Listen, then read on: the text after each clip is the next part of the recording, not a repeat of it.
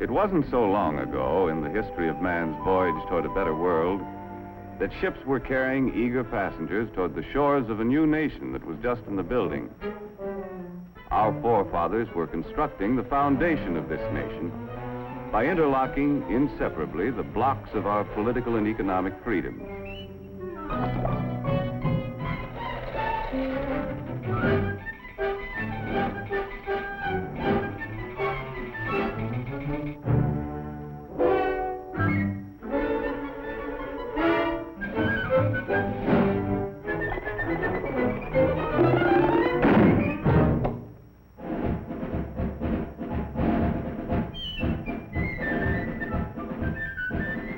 The way of life our forefathers established on this foundation of freedoms drew people from the far corners of the earth. And all those who set foot on these shores had the opportunity to build a better life for themselves. Even young Jonathan, an unskilled lad from across the sea, hoped to find a job where he could progress according to his ability and enterprise.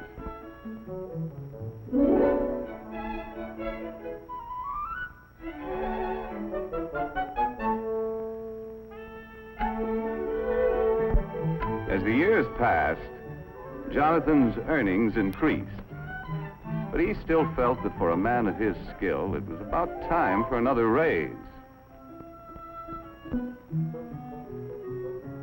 Mr. Blessgravy, am I not the best crown rounder and brim trimmer in ye business? Then verily, methinks I am worth more moolah. That you are, Jonathan. I'm sorry, lad. No raise, Mr. Blessgravy? I quit. Sales and profits down. Phooey, I could run ye business better myself. Hey, why not? My own business. All you need's a little capital, a little push, and an idea. Yeah, an idea. Let's see. So I said to him, I wouldn't wear that hat to a dog fight. Why, there isn't a decent hat in the entire village. And such prices. Imagine paying that much for a poke bonnet. Why, it was an awful thing. Why not? Women's hats. My own business.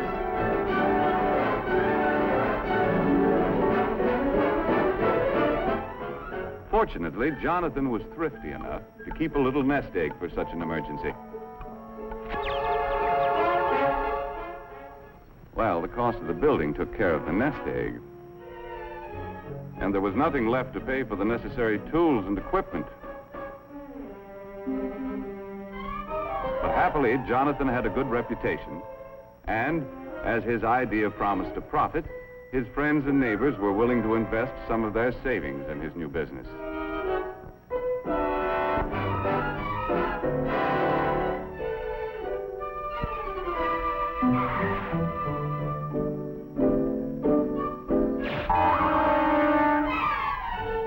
In the nick of time, an enterprising chap showed up with the raw materials to make hats. And before long, Jonathan was open for business. First, he had to advertise.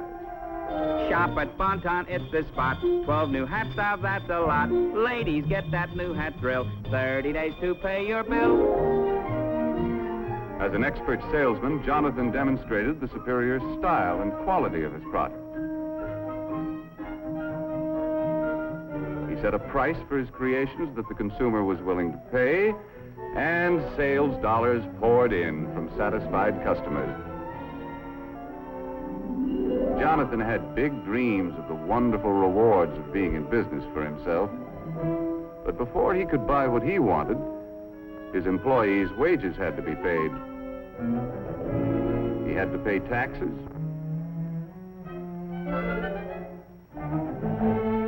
And his friends who helped finance the business had to be paid a return on their investment.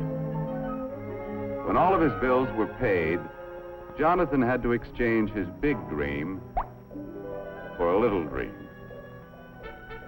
Mesdames, mademoiselles, it is the privilege of Alphonse, hat stylist to all the grand heads of Europe, to bring you hats with style so chic, a quality magnifique, and a price, ooh la la, so low. Come one, come all to the grand opening.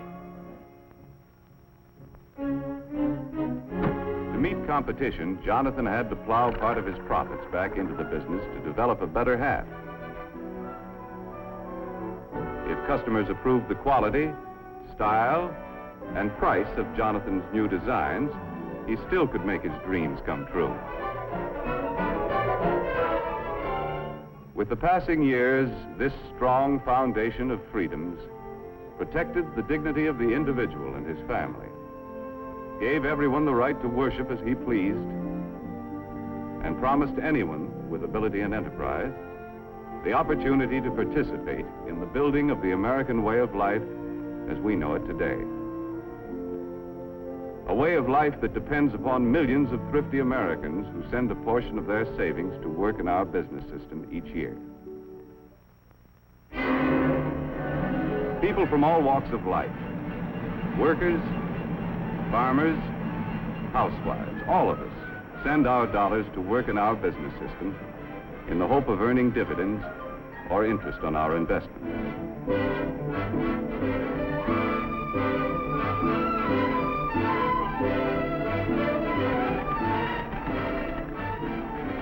Anyone who has an insurance policy, a bank deposit, or a share of stock is helping to finance our business system. A constant stream of savings dollars must flow into big and small business each year.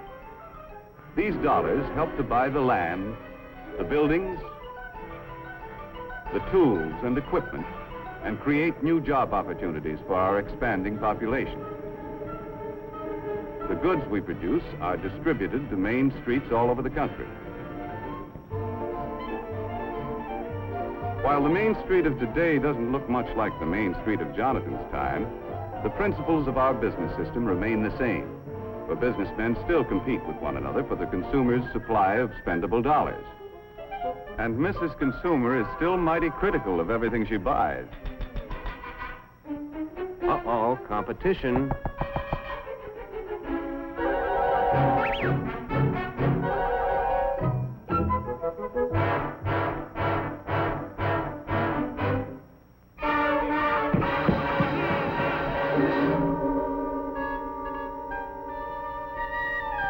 The management of every business has a continuing problem to improve their product to stay ahead of competition, or else.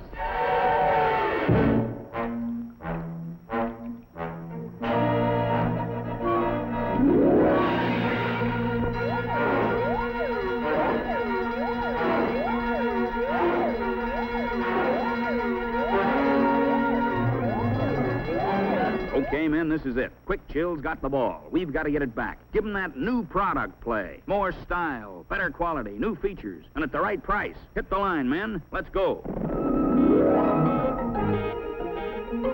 Micrometer, wrench, file, caliper, slide rule. In addition to creating a better product, management develops new tools and more efficient methods to help workers turn out more boxes to sell at a price Mrs. Consumer will pay.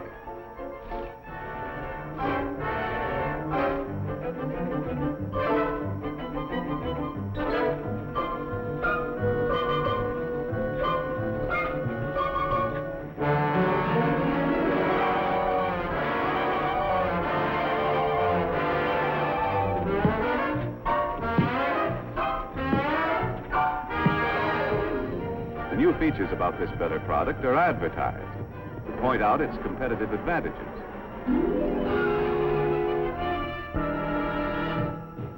The Auto-Magic Perma-Freeze, with plenty of room for groceries galore.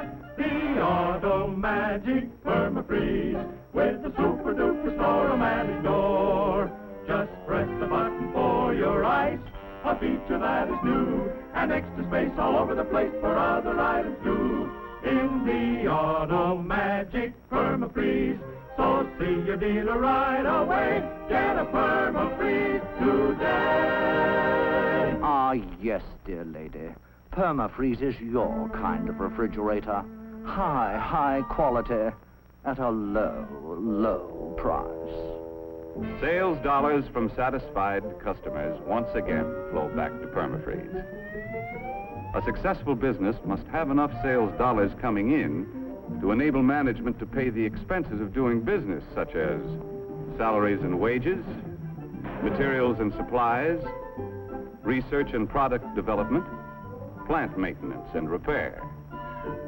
In addition to all of these bills, management has to pay taxes to local, state, and federal governments. Any money that's left over is known as profit. Wise management plows part of it back into the business. The remainder of the profit is paid out as dividends.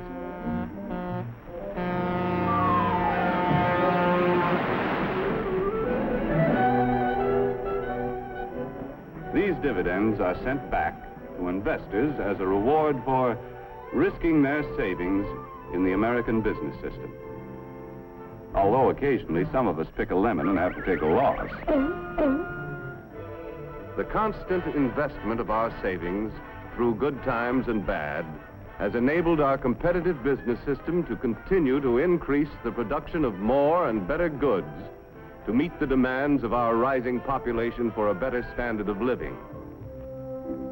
For example, it was only a little more than half a century ago that the average worker had only inefficient tools to help him turn out a product. Low production meant low wages. In 1900, many men had to work 10 hours a day, 6 days a week, to earn enough money to provide their families with the bare essentials. Hand labor was the rule in the home as well as the factory. In many families, the youngsters had to work to add their earnings to the family budget and forego the opportunity to get an education. And with most families in those days, the standard of living left much to be desired. A half-century later, we had invested enough in our business system to provide the average worker with efficient and expensive buildings and machinery to enable him to produce enough in a 40-hour week to earn twice as much as the 1900 worker earned in a 60-hour week. This shorter work week gives us all more leisure time to enjoy a standard of living beyond the wildest dreams of anyone who lived a half-century ago. The more we earn, the more our families have to spend for the things they need and want. Young people today have leisure time for fun and enjoy educational opportunities denied their fathers and grandfathers.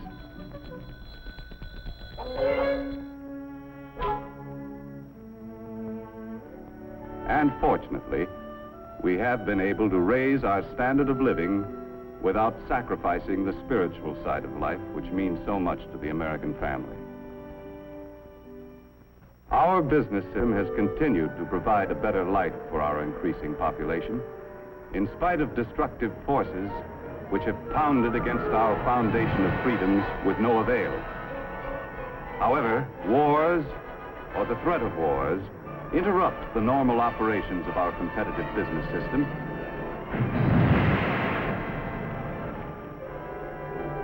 and may result in government controls which crack essential blocks in our foundation of freedoms.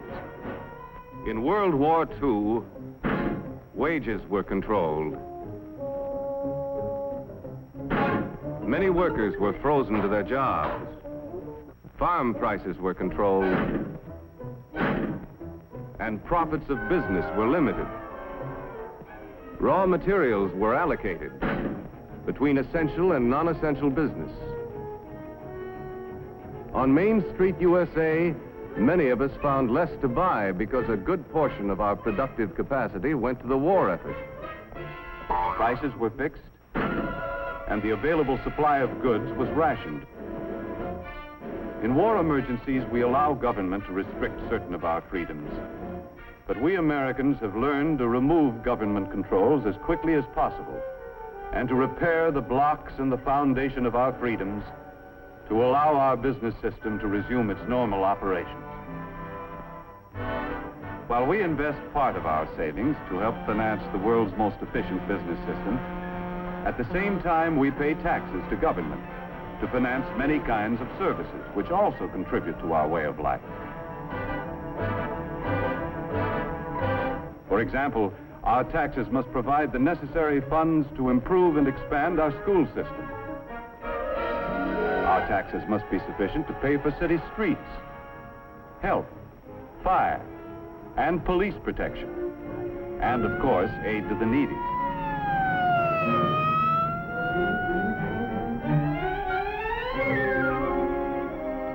Our state taxes help pay for highways, educational institutions, and, among other things, help to finance important experiments to increase the productivity of our farms.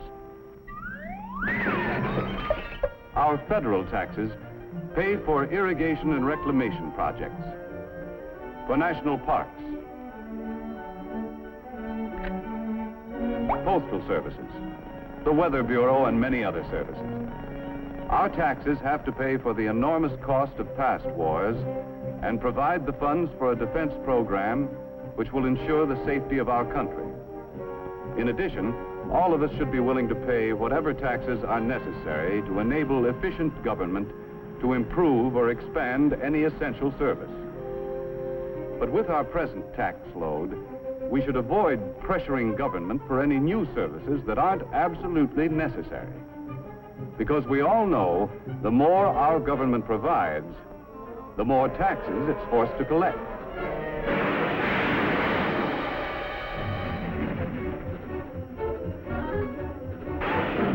None of us can escape. Big business, small business,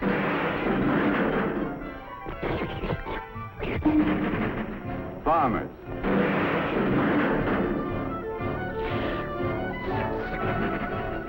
workers,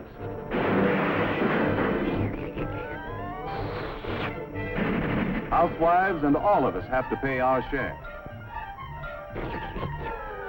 Demanding more and more from government could create a tax burden heavy enough to crack essential blocks in the foundation of our business system. Therefore, we shouldn't let our taxes reach a point where they destroy our ability to save and invest. For, as we have seen, our rising standard of living depends upon a constant flow of savings dollars into our business system each year.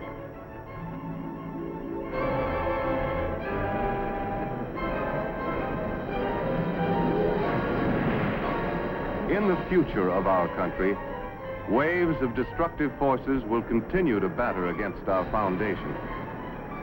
When any force weakens the interlocked blocks of our political and economic freedoms, as good citizens, we must be quick to use the tools our Constitution gives us and repair any cracks that may appear.